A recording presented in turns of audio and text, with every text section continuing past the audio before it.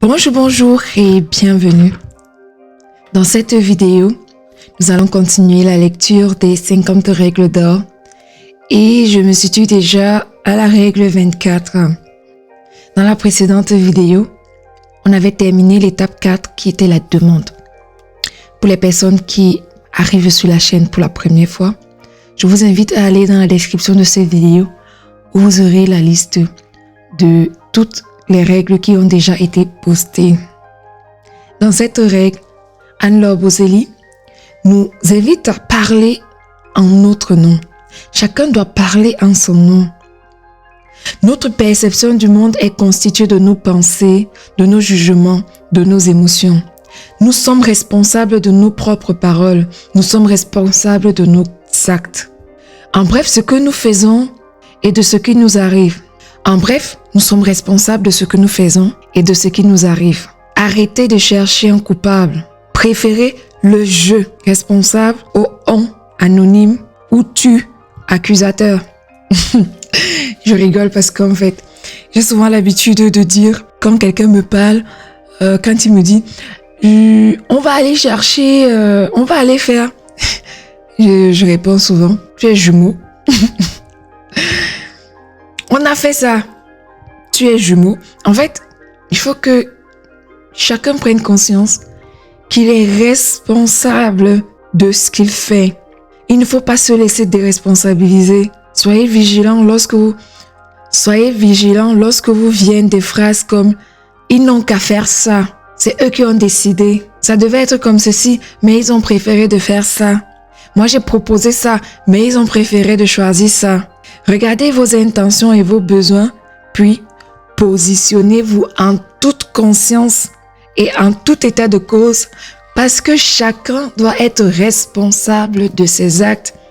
Vous êtes souvent responsable de vos pensées, certes, mais une fois que cela est exprimé, il faut savoir en fait mesurer les conséquences et les assumer.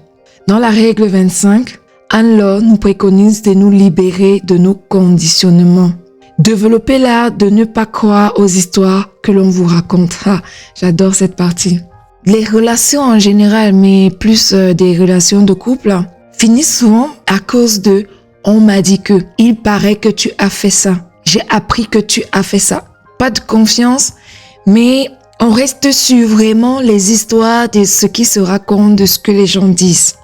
Soyez conscient de vos conditionnements et notamment de vos croyances. Vos croyances vous soutiennent autant qu'elles vous limitent. Je vais donner un exemple. Je crois que l'on doit toujours finir ce que l'on a commencé. Cette croyance me donne l'énergie de m'engager dans des projets de longue haleine, me mobilisant sur plusieurs mois, voire plusieurs années. Et pourtant, avant de prendre conscience de ce conditionnement, il m'arrivait de m'obstiner, taper la tête. Je veux aller jusqu'au bout. Il faut absolument que je termine ceci. Je perds de l'énergie, mais je m'en fous. Je veux aller jusqu'au bout. Non, il faut apprendre à faire la part des choses. Non, il faut apprendre à faire la part des choses et reconnaître que parfois, quoi qu'on dise, les situations peuvent nous dépasser. Comme aussi dans une des règles dont on avait parlé, c'était la règle 11, si mes souvenirs sont bons. Il s'agissait d'accepter ce qui est. Il faut accepter parfois que les situations nous dépassent. Et quand ça nous dépasse, n'ayons pas honte de demander de l'aide. Il faut parfois tomber pour mieux se relever.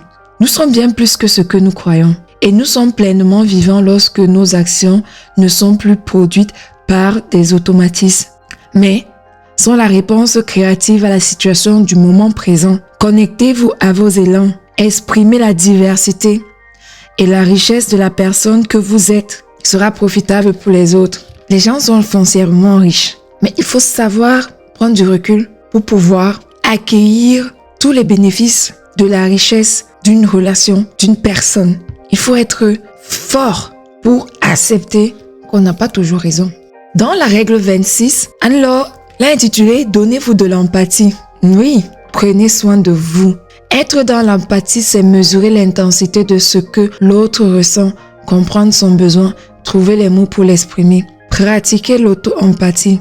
La première personne à qui vous devez donner de l'empathie, c'est vous-même. Dès que vous êtes à l'écoute de ce qui est vivant en vous, vous ouvrez en vous un espace de sécurité. Depuis cet espace, vous vous redressez, vous retrouvez une pensée claire et disposez des moyens pour agir. Disposez des moyens pour améliorer les relations avec les autres. Quelqu'un qui n'est pas bien dans sa peau ne peut pas procurer du bonheur, de la joie autour de lui. Donc, il faut déjà se sentir bien. Il faut arrêter de culpabiliser parce qu'on n'a pas pu apporter notre aide à notre voisin, à la famille. Non. Commençons déjà par être moins sévères avec nous-mêmes. Vous avez remarqué, les gens qui sont bons de cœur sont souvent très sévères envers eux-mêmes. Et ce n'est pas bien. Ce n'est pas bien parce que, à la longue, ils finissent par craquer. Personne ne veut que l'autre craque. Donc, donnez-vous de l'empathie. Pratiquez de l'empathie pour vous-même. Prenez soin de vous. L'auto-empathie se fait en 6 étapes. La première, c'est l'introspection par la sensation. Identifiez ce que vous éprouvez. Nommez vos sensations, nommez vos émotions. Cherchez ce qui se passe dans votre corps. Reliez vos sensations à vos émotions et acceptez justement que ces émotions, c'est une partie de vous, qu'elles fassent partie de vous. Laissez cela circuler dans votre corps. La deuxième étape, c'est le lâcher-prise mental. Laissez tomber les uns après les autres vos clichés, préjugés et jugements. Ne réfléchissez pas au pourquoi du comment. N'argumentez pas sur ce sujet, sur un autre.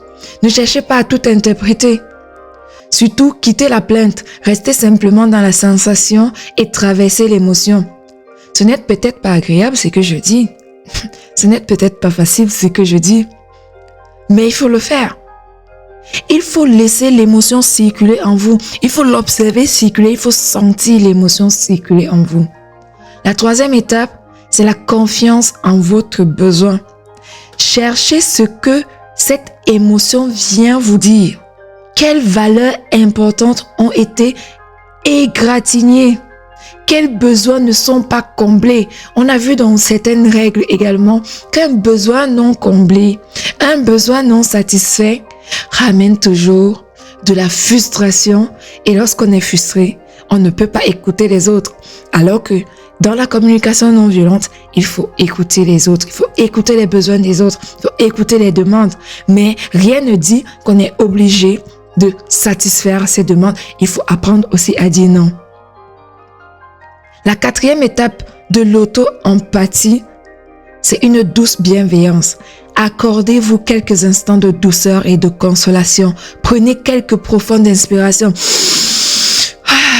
Voilà. Prenez soin de vous, les amis. La cinquième étape, c'est l'imagination créative. Pensez à ce qui pourrait vous satisfaire. Pensez à ce qui serait bien pour vous. D'abord, vous. Et les autres vont profiter.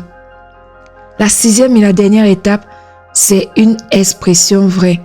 Prenez conscience que la situation que vous êtes en train de vivre, quelqu'un d'autre peut aussi la vivre et peut-être même en train de la vivre également. Et évitez de penser que c'est toujours la fin du monde quand vous êtes incompris. Évitez de penser que si vous êtes incompris, c'est parce que les autres complotent contre vous, c'est parce qu'il y a quelqu'un qui mijote contre vous, c'est parce qu'il y a quelque chose qui est en train d'être comploté derrière votre dos. Non! Si vous êtes incompris, posez-vous déjà la question de savoir est-ce que vous formulez bien votre demande? Est-ce que vous formulez bien votre besoin? Ainsi, vous aurez une réponse à votre besoin. Je vais donc m'arrêter ici pour cette vidéo.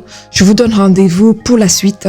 Donc, on s'est arrêté à la règle 26. Je vous ai dit déjà au début de la vidéo qu'il y en avait 50. Je vous donne rendez-vous pour les prochaines règles dans les prochaines vidéos.